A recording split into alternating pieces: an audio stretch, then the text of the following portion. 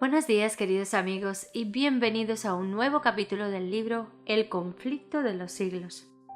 Hoy vamos a ver juntos el capítulo número 4 que lleva por título Fieles portaantorchas. Aunque sumida la tierra en tinieblas durante el largo periodo de la supremacía papal, la luz de la verdad no pudo apagarse por completo. En todas las edades hubo testigos de Dios, hombres que conservaron su fe en Cristo como único mediador entre Dios y los hombres, que reconocían la Biblia como única regla de su vida y santificaban el verdadero día de reposo. Nunca sabrá la posteridad cuánto debe el mundo a esos hombres. Se les marcaba como herejes, los móviles que los inspiraban eran impugnados, su carácter difamado y sus escritos prohibidos, adulterados o mutilados. Sin embargo, permanecieron firmes y de siglo en siglo conservaron pura su fe, como herencia sagrada para las generaciones futuras.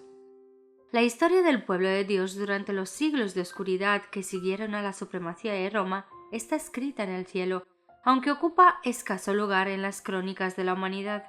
Pocas son las huellas que de su existencia pueden encontrarse fuera de las que se encuentran en las acusaciones de sus perseguidores. La política de Roma consistió en hacer desaparecer toda huella de oposición a sus doctrinas y decretos. Trató de destruir todo lo que era herético, bien se tratase de personas o de escritos. Las simples expresiones de duda o objeciones acerca de la autoridad de las dogmas papales bastaban para quitarle la vida al rico o al pobre, al poderoso o al humilde. Igualmente se esforzó Roma en destruir todo lo que denunciase su crueldad contra los disidentes. Los concilios papales decretaron que los libros escritos que hablasen sobre el particular fuesen quemados. Antes de la invención de la imprenta eran pocos los libros y su forma no se prestaba para conservarlos, de modo que los romanistas encontraron pocos obstáculos para llevar a cabo sus propósitos. Ninguna iglesia que estuviese dentro de los límites de la jurisdicción romana gozó mucho tiempo en paz de su libertad de conciencia. No bien se hubo hecho dueño del poder el papado, extendió los brazos para aplastar a todo el que rehusara reconocer su gobierno, y una tras otra las iglesias se sometieron a su dominio. En Gran Bretaña, el cristianismo primitivo había echado raíces desde muy temprano. El evangelio recibido por los habitantes de este país en los primeros siglos no se había corrompido con la apostasía de Roma. La persecución de los emperadores paganos, que se extendió aún hasta aquellas remotas playas, fue el único don que las primeras iglesias de Gran Bretaña recibieron de Roma. Muchos de los cristianos que huían de la persecución en Inglaterra hallaron refugio en Escocia. De allí la verdad fue llevada a Irlanda y en todos esos países fue recibida con gozo. Luego que los sajones invadieron a Gran Bretaña, el paganismo llegó a predominar. Los conquistadores desdeñaron ser instruidos por sus esclavos y los cristianos tuvieron que refugiarse en páramos. No obstante, la luz, escondida por algún tiempo, siguió ardiendo. Un siglo más tarde brilló en Escocia con tal intensidad que se extendió a muy lejanas tierras. De Irlanda salieron el piadoso Columbano y sus colaboradores, los que reunieron en su derredor a los creyentes esparcidos en la solidaria isla de Iona. Establecieron allí el centro de sus trabajos misioneros. Entre estos evangelistas había uno que observaba el sábado bíblico, y así se introdujo esta verdad entre la gente. Se fundó en Iona una escuela en la que fueron enviados misioneros no solo a Escocia e Inglaterra, sino a Alemania, Suiza y aún Italia.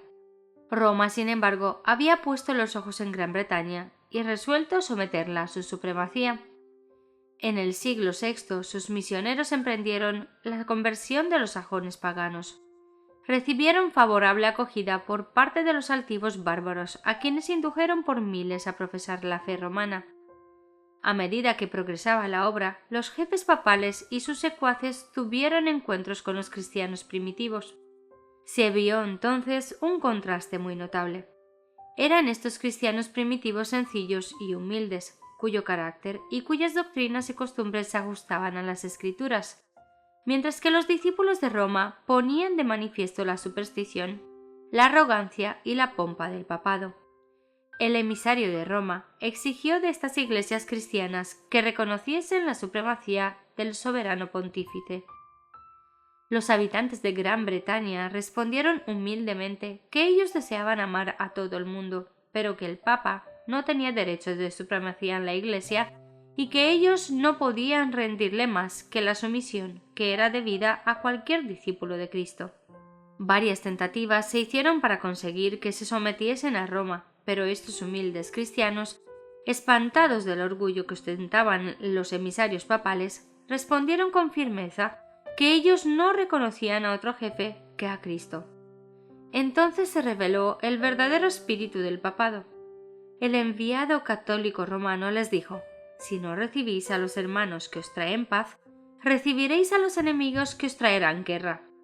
Si no os unís con nosotros para mostrar a los sajones el camino de vida, recibiréis de ellos el golpe de muerte.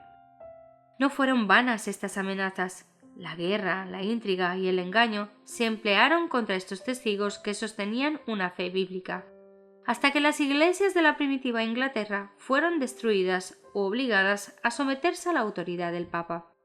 En los países que estaban fuera de la jurisdicción de Roma existieron por muchos siglos grupos de cristianos que permanecieron casi enteramente libres de la corrupción papal. Rodeados por el paganismo, con el transcurso de los años, fueron afectados por sus errores. No obstante, siguieron considerando la Biblia como la única regla de fe y adhiriéndose a muchas de sus verdades. Creían estos cristianos en el carácter perpetuo de la ley de Dios y observaban el sábado del cuarto mandamiento. Hubo en el África Central y entre los armenios de Asia iglesias que mantuvieron esta fe y esta observancia. Mas entre los que resistieron las intrusiones del poder papal, los valdenses fueron los que más sobresalieron. En el mismo país en donde el papado asentara sus reales, fueron donde encontraron mayor oposición su falsedad y su corrupción. Las iglesias del Piamonte mantuvieron su independencia por algunos siglos, pero al fin llegó el tiempo en que Roma insistió en que se sometieran. Tras larga serie de luchas inútiles, los jefes de estas iglesias reconocieron, aunque de mala gana, la supremacía de aquel poder al que todo el mundo parecía rendir homenaje. Hubo, sin embargo, algunos que rehusaron sujetarse a la autoridad de papas o prelatos. Determinaron mantenerse leales a Dios y conservar la pureza y sencillez de su fe. Se efectuó una separación. Los que permanecieron firmes en la antigua fe se retiraron. Algunos, abandonando sus tierras de los Alpes, alzaron el pendón de la verdad en países extraños. Otros se refugiaron en los valles solitarios y en los baluartes peñascosos de las montañas, y allí conservaron su libertad para adorar a Dios. La fe que por muchos siglos sostuvieron y enseñaron los cristianos valdenses contrastaba notablemente con las falsas doctrinas de Roma. De acuerdo con el sistema verdaderamente cristiano, fundaban su creencia religiosa en la palabra de Dios escrita. Pero esos humildes campesinos, en sus oscuros retiros, alejados del mundo y sujetos a penosísimo trabajo diario entre sus rebaños y viñedos, no habían llegado de por sí al conocimiento de la verdad que se oponía a las dogmas y herejías de la Iglesia apóstata. Su fe no era una fe nueva. Su creencia en materia de religión la habían heredado de sus padres. Luchaban en pro de la fe de la Iglesia apostólica. La fe que ha sido una vez dada a los santos. Judas 3. La Iglesia del desierto, y no la soberbia jerarquía que ocupaba el trono de la gran capital, era la verdadera Iglesia de Cristo, la depositaria de los tesoros de verdad que Dios confiara a su pueblo para que los diera al mundo. Entre las causas principales que motivaron la separación entre la verdadera Iglesia y Roma, se contaba el odio de ésta hacia el sábado bíblico. Como se había predicho en la profecía, el poder papal echó por tierra la verdad. La ley de Dios fue pisoteada mientras que las tradiciones y las costumbres de los hombres eran ensalzadas. Se obligó a las iglesias que estaban bajo el gobierno del papado a honrar el domingo como día santo. Entre los errores y la superstición que prevalecían, muchos de los verdaderos hijos de Dios se encontraban tan confundidos que a la vez que observaban el sábado se abstenían de trabajar el domingo. Mas esto no satisfacía a los jefes papales. No solo exigían que se santificara el domingo, sino que se profanara el sábado. Y acusaban en los términos más violentos a los que se atrevían a honrarlo. Solo huyendo del poder de Roma era posible obedecer en paz a la ley de Dios. Los valdenses se contaron entre los primeros de todos los pueblos de Europa que poseyeron una traducción de las Santas Escrituras. Centenares de años antes de la Reforma tenían ya la Biblia manuscrita en su propio idioma. Tenían pues la verdad sin adulteración, y esto los hizo objeto especial del odio y de la persecución. Declaraban que la Iglesia de Roma era la Babilonia apóstata del Apocalipsis, y con peligro de sus vidas se oponían a su influencia y principios corruptos. Aunque bajo la presión de una larga persecución, algunos santificaron su fe e hicieron poco a poco concesiones en sus principios distintivos, otros se aferraron a la verdad. Durante siglos de oscuridad y apostasía, hubo valdenses que negaron la supremacía de Roma, que rechazaron como idolátrico el culto a las imágenes y que guardaron el verdadero día de reposo. Conservaron su fe en medio de las más violentas y tempestuosas oposiciones. Aunque degollados por la espada de Saboya y quemados en la hoguera romanista, defendieron con firmeza la palabra de Dios y su honor. Tras los elevados baluartes de sus montañas, refugio de los perseguidos y oprimidos en todas las edades, hallaron los valdenses seguro escondite. Allí se mantuvo encendida la luz de la verdad en medio de la oscuridad de la Edad Media. Allí los testigos de la verdad conservaron por 1000 años la antigua fe. Dios había provisto para su pueblo un santuario de terrible grandeza, como convenía a las grandes verdades que les había confiado. Para aquellos fieles desterrados, las montañas eran un emblema de la justicia inmutable de Jehová. Señalaban a sus hijos aquellas altas cumbres que a manera de torres se erguían en inalterable majestad y les hablaban de aquel en quien no hay mudanza ni sombra de variación, cuya palabra es tan firme como los montes eternos. Dios había firmado las montañas y las había ceñido de fortaleza. Ningún brazo podía removerlas de su lugar, sino sólo el del poder infinito. Asimismo, había establecido su ley, fundamento de su gobierno en el cielo y en la tierra. El brazo del hombre podía alcanzar a sus semejantes y quitarles la vida, pero antes podría desarraigar las montañas de sus cimientos y arrojarlas al mar, que modificar un precepto de la ley de Jehová o borrar una de las promesas hechas a los que cumplen su voluntad. En su fidelidad a la ley, los siervos de Dios tenían que ser tan firmes como las inmutables montañas. Los montes que circundaban sus hondos valles atestiguaban constantemente el poder creador de Dios y constituían una garantía de la protección que Él les deparaba. Aquellos peregrinos aprendieron a cobrar cariño a esos símbolos mudos de la presencia de Jehová.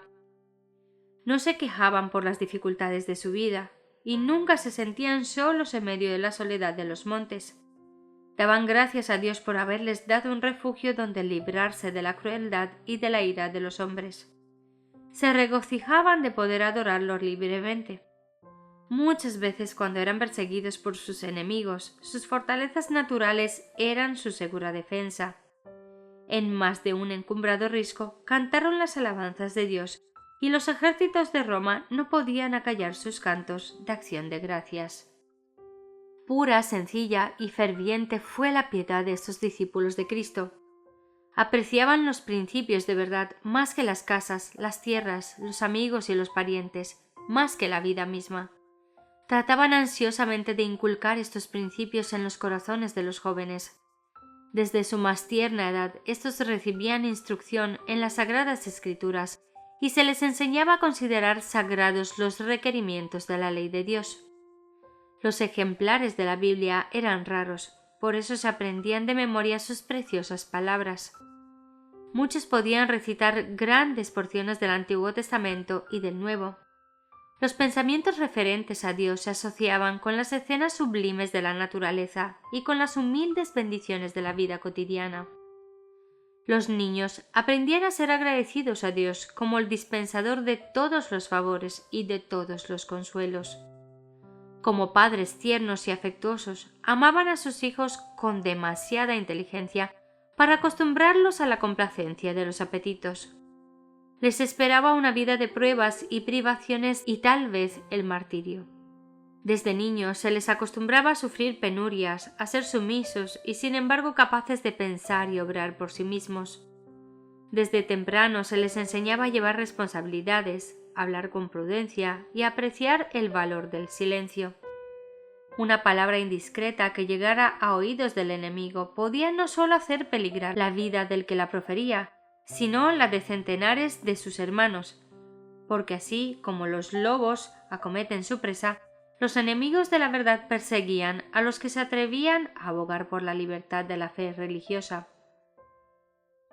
Los valdenses habían sacrificado su prosperidad mundana por causa de la verdad y trabajaban con incansable paciencia para conseguirse el pan. Aprovechaban cuidadosamente todo pedazo de suelo cultivable entre las montañas y hacían producir a los valles y a las faldas de los cerros menos fértiles.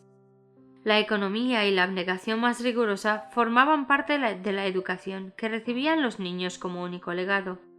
Se les enseñaba que Dios había determinado que la vida fuese una disciplina y que sus necesidades solo podían ser satisfechas mediante el trabajo personal, la previsión, el cuidado y la fe. Este procedimiento era laborioso y fatigoso, pero saludable. Es precisamente lo que necesita el hombre en su condición caída. La escuela que Dios le proveyó para su educación y desarrollo. Mientras que se acostumbraban los jóvenes al trabajo y a las privaciones, no se descuidaba la cultura de su inteligencia. Se les enseñaba que todas sus facultades pertenecían a Dios y que todas debían ser aprovechadas y desarrolladas para servirle. En su pureza y sencillez, las iglesias valdenses se asemejaban a la iglesia de los tiempos apostólicos. Rechazaban la supremacía de papas y prelados y consideraban la Babilonia como única autoridad suprema e infalible. En contraste con el modo de ser de los orgullosos sacerdotes de Roma, sus pastores seguían el ejemplo de su maestro, que no vino para ser servido, sino para servir. Apacentaban el rebaño del Señor, conduciéndolo por verdes pastos y a las fuentes de agua de vida de su santa palabra. Alejado de los monumentos de la pompa y de la vanidad de los hombres, el pueblo se reunía no en soberbios templos ni en suntuosas catedrales, sino a la sombra de los montes, en los valles de los Alpes o en tiempo de peligro en sitios peñascosos semejantes a fortalezas, para escuchar las palabras de verdad de los labios de los siervos de Dios. Los pastores no solo predicaban el Evangelio, sino que visitaban a los enfermos, catequizaban a los niños, amonestaban a los que andaban extraviados y trabajaban para resolver las disputas y promover la armonía y el amor fraternal. En tiempo de paz eran sostenidos por las ofrendas voluntarias del pueblo. Pero a imitación de San Pablo, que hacía tiendas, todos aprendían algún oficio o profesión con que sostenerse en caso necesario. Los pastores impartían instrucción a los jóvenes. A la vez que se atendían todos los ramos de la instrucción, la Biblia era para ellos el estudio principal. Aprendían de memoria los evangelios de San Mateo y de San Juan y muchas de las epístolas. Se ocupaban también en copiar las Santas Escrituras. Algunos manuscritos contenían la Biblia entera y otros solamente breves trozos escogidos, a los cuales agregaban algunas sencillas explicaciones del texto los que eran capaces de exponer las Escrituras. Así se sacaban a la luz los tesoros de la verdad que por tanto tiempo habían ocultado los que querían elevarse a sí mismos sobre Dios. Trabajando con paciencia y tenacidad en profundas y oscuras cavernas de la tierra, alumbrándose con antorchas, copiaban las Santas Escrituras, versículo por versículo y capítulo por capítulo. Así proseguía la obra y la palabra revelada de Dios brillaba como oro puro. Pero sólo los que se empeñaban en esa obra podían discernir cuánto más pura, radiante y bella era aquella luz, por efecto de las grandes pruebas que sufrían ellos. Ángeles del cielo rodeaban a tan fieles servidores. Satanás había incitado a los sacerdotes del Papa a que sepultaran la palabra de verdad bajo los escombros del error, la herejía y la superstición, pero ella conservó de un modo maravilloso su pureza a través de todas las edades tenebrosas. No llevaba la marca del hombre, sino el sello de Dios. Incansables han sido los esfuerzos del hombre para oscurecer la sencillez y la claridad de las Santas Escrituras y para hacerles contradecir su propio testimonio, pero a semejanza del arca que flotó sobre las olas agitadas y profundas, la palabra de Dios cruza ilesa las tempestades que amenazan destruirla. Como las minas tienen ricas vetas de oro y plata ocultas bajo la superficie de la tierra, de manera que todo el que quiera hallar el preciado depósito debe forzosamente cavar para encontrarlo. Así también contienen las Sagradas Escrituras tesoros de verdad que sólo se revelan a quien los busca con sinceridad, humildad y abnegación. Dios había propuesto que la Biblia fuese un libro de instrucción para toda la humanidad en la niñez, en la juventud y en la edad adulta, y que fuese estudiada en todo tiempo. Dio su palabra a los hombres como una revelación de sí mismo. Cada verdad que vamos descubriendo es una nueva revelación del carácter de su autor. El estudio de las Sagradas Escrituras es el medio divinamente instituido para poner a los hombres en comunión más estrecha con su Creador y para darles a conocer más claramente su voluntad. Es el medio de comunicación entre Dios y el hombre. Si bien los valdenses consideraban el temor de Dios como el principio de la sabiduría, no dejaban de ver lo importante que es tratar con el mundo, conocer a los hombres y llevar una vida activa para desarrollar la inteligencia y para despertar las percepciones. De sus escuelas en las montañas enviaban algunos jóvenes a las instituciones de saber de las ciudades de Francia e Italia, donde encontraban un campo más vasto para estudiar, pensar y observar que el que encontraban en los Alpes de su tierra. Los jóvenes así enviados estaban expuestos a las tentaciones, presenciaban de cerca los vicios y tropezaban con los astutos agentes de Satanás que les insinuaban las herejías más sutiles y los más peligrosos engaños. Pero habían recibido desde la niñez una sólida educación que los preparara convenientemente para hacer frente a todo esto. En las escuelas a donde iban no debían intimar con nadie. Su ropa estaba confeccionada de tal modo que podían muy bien ocultar el mayor de sus tesoros, los valiosos manuscritos de las Sagradas Escrituras. Estos, que eran el fruto de meses y de años de trabajo, los llevaban consigo y siempre que podían hacerlo sin despertar sospecha, ponían cautelosamente alguna porción de la Biblia al alcance de aquellos cuyo corazón parecía dispuesto a recibir la verdad. La juventud valdense era educada con tal objeto desde el regazo de la madre, comprendía su obra y la desempeñaba con fidelidad. En estas casas de estudio se ganaban con versos de la verdadera fe y con frecuencia se veía que sus principios compenetraban toda la escuela. Con todo, los dirigentes papales no podían encontrar ni aun apelando a minuciosa investigación la fuente de lo que ellos llamaban herejía corruptora. El espíritu de Cristo es un espíritu misionero. El primer impulso del corazón regenerado es el de traer a otros también al Salvador. Tal era el espíritu de los cristianos valdenses. Comprendían que Dios no requería de ellos tan solo que conservaran la verdad en su pureza en sus propias iglesias, sino que hicieran honor a la solemne responsabilidad de hacer que su luz iluminara a los que estaban en tinieblas. Con el gran poder de la palabra de Dios procuraban destrozar el yugo que Roma había impuesto. Los ministros valdenses eran educados como misioneros y a todos los que pensaban dedicarse al ministerio se les exigía primero que adquiriesen experiencia como evangelistas. Todos debían servir 3 años en alguna tierra de misión antes de encargarse de alguna iglesia en la suya. Este servicio, que desde el principio requería abnegación y sacrificio, era una preparación adecuada para la vida que los pastores llevaban en aquellos tiempos de prueba. Los jóvenes que eran ordenados para el sagrado ministerio no veían en perspectiva ni riquezas ni gloria terrenales, sino una vida de trabajo y peligro y quizás el martirio. Los misioneros salían de 2 en 2 como Jesús se lo mandara a sus discípulos. Casi siempre se asociaba a un joven con un hombre de edad madura y de experiencia, que le servía de guía y de compañero y que se le hacía responsable de su educación, exigiéndose del joven que fuera sumiso a la enseñanza. No andaban siempre juntos, pero con frecuencia se reunían para orar y conferenciar, y de ese modo se fortalecían uno a otro en la fe. Dar a conocer el objeto de su misión hubiera bastado para asegurar su fracaso, así que ocultaban cuidadosamente su verdadero carácter. Cada ministro sabía algún oficio o profesión, y los misioneros llevaban a cabo su trabajo ocultándose bajo las apariencias de una vocación secular. Generalmente escogían el oficio de comerciantes o vendedores ambulantes. Traficaban en sedas, joyas y en otros artículos que en aquellos tiempos no era fácil conseguir, a no ser en distantes emporios, y se les daba la bienvenida como comerciantes allí donde se les habría despreciado como misioneros. Constantemente elevaban su corazón a Dios pidiendo la sabiduría para poder exhibir a la gente un tesoro más valioso que el oro y que las joyas que vendían. Llevaban siempre ocultos ejemplares de la Biblia entera o porciones de ella, y siempre que se presentaba la oportunidad llamaban la atención de sus clientes a dichos manuscritos.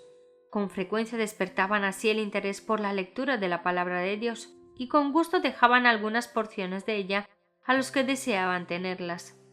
La obra de estos misioneros empezó al pie de sus montañas, en las llanuras y valles que los rodeaban, pero se extendió mucho más allá de esos límites.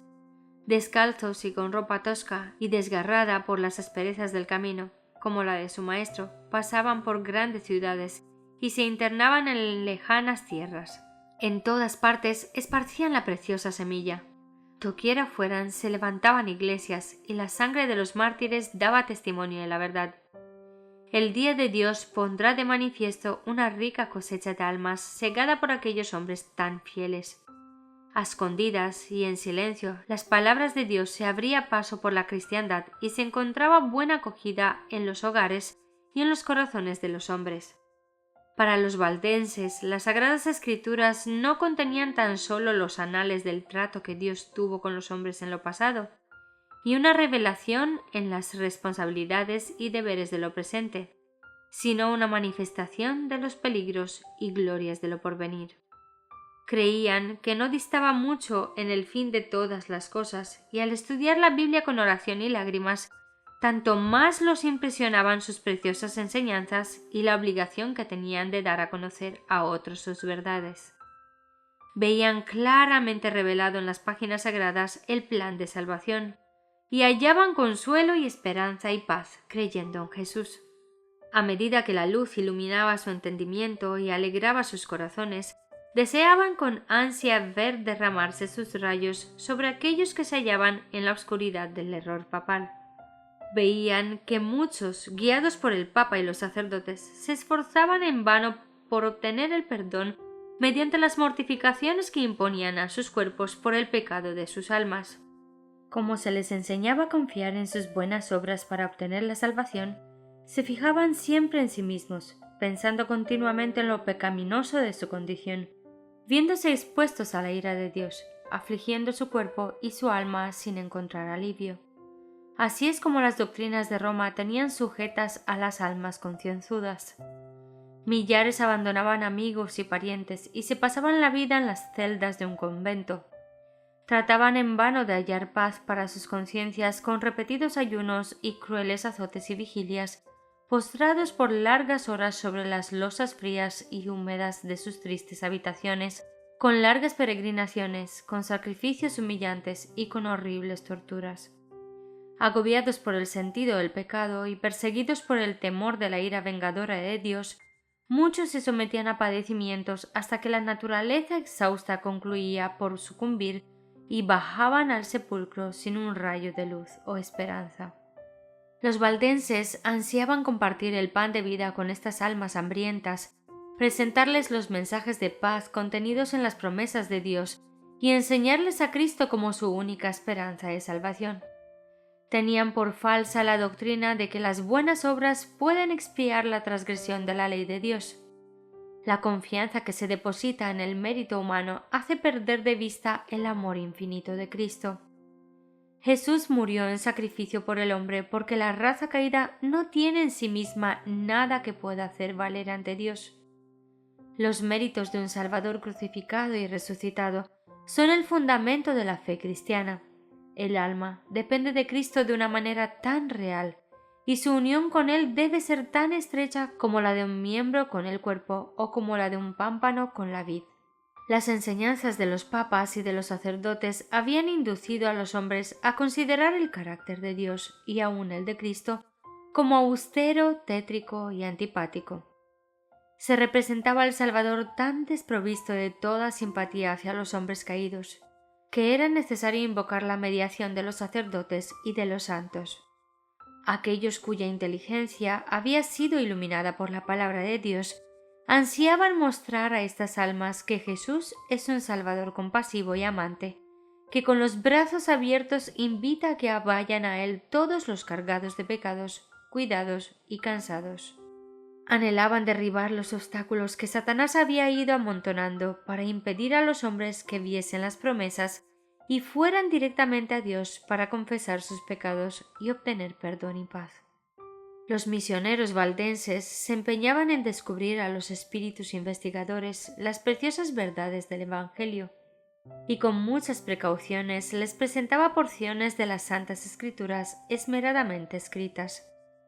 Su mayor gozo era infundir esperanza a las almas sinceras y agobiadas por el peso del pecado, que no podían ver en Dios más que un juez justiciero y vengativo. Con voz temblorosa y lágrimas en los ojos, y muchas veces hincados de hinojos, presentaban a sus hermanos las preciosas promesas que revelaban la única esperanza del pecador. De este modo, la luz de la verdad penetraba en muchas mentes oscurecidas, disipando las nubes de tristeza, hasta que el sol de justicia brillaba en el corazón, impartiendo salud con sus rayos. Frecuentemente leían una y otra vez alguna parte de las Sagradas Escrituras a petición del que escuchaba, que quería asegurarse de que había oído bien. Lo que deseaba en forma especial era la repetición de estas palabras: la sangre de Jesucristo, su Hijo, nos limpia de todo pecado. 1 San Juan 1:7. Como Moisés levantó la serpiente en el desierto, así es necesario que el Hijo del Hombre sea levantado, para que todo aquel que en él creyere no se pierda, sino que tenga la vida eterna. San Juan 3:14-15. Muchos no se dejaban engañar por los asertos de Roma. Comprendían la nulidad de la mediación de hombres o ángeles en favor del pecador. Cuando la aurora de la luz verdadera alumbraba su entendimiento, exclamaban con alborozo: Cristo es mi sacerdote, su sangre es mi sacrificio, su altar es mi confesionario. Confiaban plenamente en los méritos de Jesús y repetían las palabras: sin fe es imposible agradar a Dios. Hebreos 11:6. No hay otro nombre debajo del cielo dado a los hombres en que podamos ser salvos. Hechos 4:12.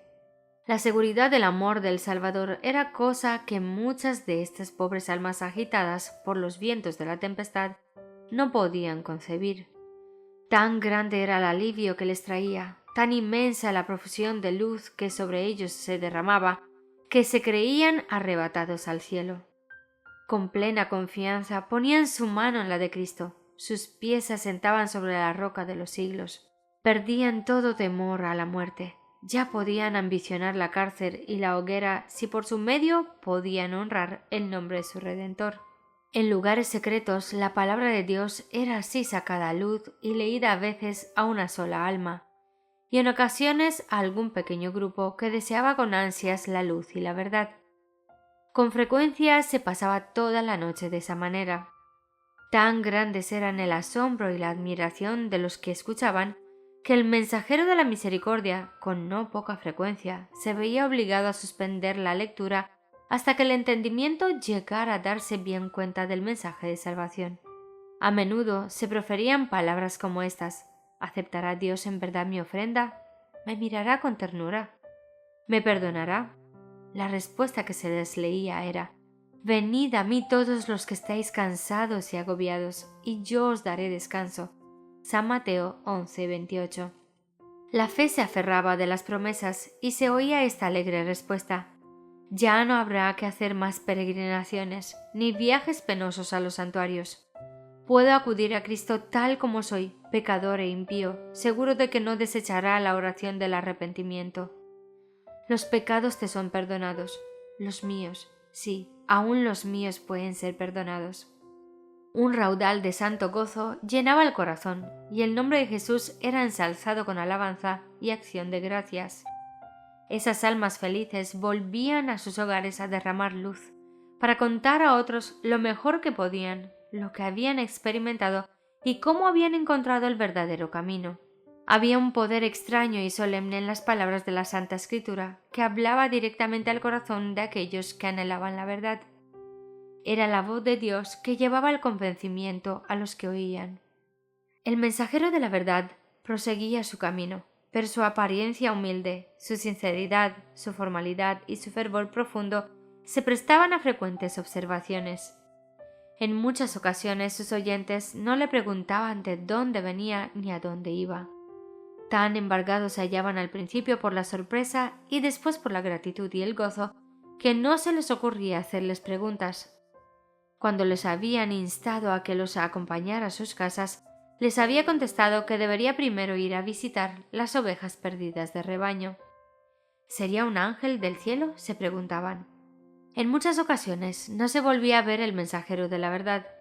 Se había marchado a otras tierras, o su vida se consumía en algún calabozo desconocido, o quizás sus huesos blanqueaban en el sitio mismo donde había muerto dando testimonio por la verdad.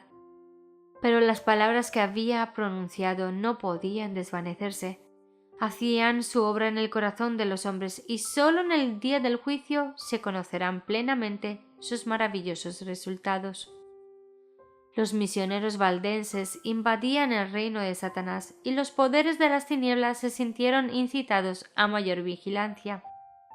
Cada esfuerzo que se hacía para que la verdad avanzara era observado por el príncipe del mal, y éste atizaba los temores de sus agentes. Los caudillos papales veían peligrar su causa debido a los trabajos de estos humildes viandantes. Si permitían que la luz de la verdad brillara sin impedimento, disiparía las densas nieblas del error que envolvía a la gente. Guiaría los espíritus de los hombres hacia Dios solo y destruiría al fin la supremacía de Roma. La misma existencia de estos creyentes que guardaban la fe de la primitiva Iglesia era un testimonio constante contra la apostasía de Roma y por lo tanto despertaba el odio y la persecución más implacables. Era además una ofensa que Roma no podía tolerar el que se negasen a entregar las sagradas escrituras. Determinó raerlos de la superficie de la tierra. Entonces empezaron las más terribles cruzadas contra el pueblo de Dios en sus hogares de las montañas, lanzándose inquisidores sobre sus huellas y las escenas del inocente Abel cayendo ante el asesino Caín, repitiéndose con frecuencia. Una y otra vez fueron asolados sus feraces campos, destruidas sus habitaciones y sus capillas, de modo que de lo que había sido campos florecientes y hogares de cristianos sencillos y hacendosos no quedaba más que un desierto. Como la fiera que se enfurece más y más al probar la sangre, así se enardecía la hazaña de los siervos del Papa con los sufrimientos de sus víctimas. A muchos de estos testigos de la fe pura se les perseguía por las montañas y se les cazaba por los valles donde estaban escondidos, entre bosques espesos y cumbres rocosas. Ningún cargo se le podía hacer al carácter moral de esta gente proscrita. Sus mismos enemigos la tenían por gente pacífica, sosegada y piadosa. Su gran crimen consistía en que no querían adorar a Dios conforme a la voluntad del Papa, y por este crimen se les infligía todos los ultrajes, humillaciones y torturas que los hombres o los demonios podían inventar. Una vez que Roma resolvió exterminar la secta odiada, el Papa expidió una bula en que condenaba a sus miembros como herejes y los entregaba a la matanza. No se les acusaba de holgazanes, ni de deshonestos, ni de desordenados, pero se declaró que tenían una apariencia de piedad y santidad que seducía a las ovejas del verdadero rebaño. Por lo tanto, el Papa ordenó que si la maligna abominable secta de malvados rehusaba abjurar, fuese aplastada como serpiente venenosa. Esperaba este altivo potentado tener que hacer frente otra vez a estas palabras. ¿Sabría que se hallaban archivadas en los libros del cielo para confundirlo en el día del juicio? En cuanto lo hicieseis a uno de los más pequeños de estos mis hermanos, dijo Jesús, a mí me lo hicisteis. Mateo 25:40. En aquella bula se convocaba a todos los miembros de la Iglesia a participar en una cruzada contra los herejes. Como incentivo para persuadirlos a que tomaran parte en tan despiadada empresa, absolvía de toda pena o penalidad eclesiástica, tanto general como particular, a todos los que se unieran a la cruzada, quedando de hecho libres de cualquier juramento que hubieran prestado. Declaraba legítimos sus títulos sobre cualquier propiedad que hubieran adquirido ilegalmente y prometía la remisión de todos sus pecados a aquellos que mataran a cualquier hereje. Anulaba todo contrato hecho en favor de los valdenses, ordenaba a los criados de estos que los abandonasen, prohibía a todos que les prestasen ayuda de ningún tipo y los autorizaba para tomar posesión de sus propiedades. Este documento muestra a las claras qué espíritu satánico obraba detrás del escenario. Es el rugido del dragón y no la voz de Cristo, lo que en él se dejaba oír. Los jefes papales no quisieron conformar su carácter con el gran modelo dado en la ley de Dios, sino que levantaron modelo a su gusto y determinaron obligar a todos a ajustarse a éste porque así lo había dispuesto Roma. Se perpetraron las más horribles tragedias. Los sacerdotes y papas corrompidos y blasfemos hacían la obra que Satanás les señalara. No había cabida para la misericordia en sus corazones. El mismo espíritu que crucificara a Cristo y que matara a los apóstoles, el mismo que impulsara al sanguinario Nerón contra los fieles de su tiempo, estaba empeñado en exterminar a aquellos que eran amados de Dios. Las persecuciones que por muchos siglos cayeron sobre esta gente temerosa de Dios fueron soportadas por ella con una paciencia y constancia que honraban a su Redentor. No obstante las cruzadas lanzadas contra ellos y la inhumana matanza a que fueron entregados, siguieron enviando a sus misioneros a diseminar la preciosa verdad. Se los buscaba para darles muerte, y con todo su sangre regó la semilla sembrada, que no dejó de dar fruto. De esta manera fueron los valdenses testigos de Dios siglos antes del nacimiento de Lutero. Esparcidos por muchas tierras, arrojaron la semilla de la Reforma que brotó en tiempo de Wycliffe. Se desarrolló y echó raíces en días de Lutero, para seguir creciendo hasta el fin de los tiempos, mediante el esfuerzo de los cuantos estén listos para sufrirlo todo, a causa de la palabra de Dios y del testimonio de Jesús. Apocalipsis 1:9. Amén. Aquí finaliza el capítulo número 4 del libro El conflicto de los siglos. El próximo día veremos juntos el capítulo número 5, que lleva por título El lucero de la Reforma. Que Dios os dé una semana llenísima de bendiciones. Nos vemos la próxima vez.